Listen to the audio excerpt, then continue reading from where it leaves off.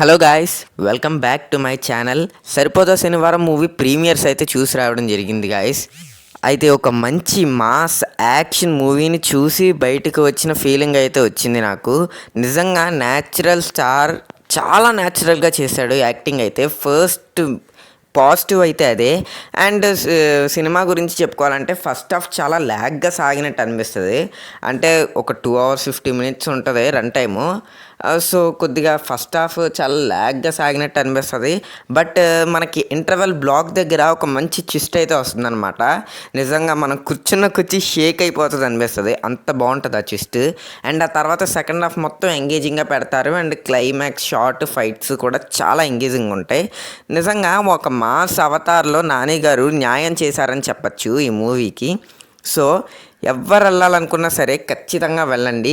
ముఖ్యంగా ఈ youth mass movies అంటే బాగా ఇష్టం ఉన్న వాళ్ళు ఖచ్చితంగా ఈ వారం చూడాల్సిన మూవీ సరిపోదా శనివారం.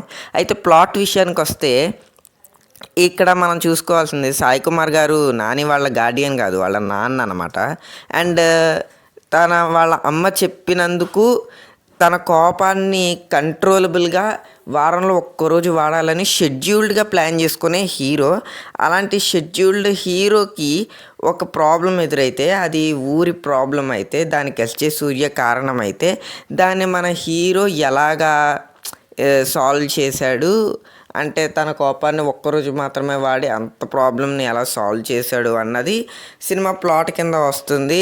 అండ్ ఈ ప్లాట్ అయితే కొద్దిగా ఎక్కడో చూసినట్టు కనబడినా కూడా లేదే, నాకు తెలిసినంత వరకు బాగా అనిపించింది. మనకు చూస్తున్నంతసేపు అలాగేం ఉండదు.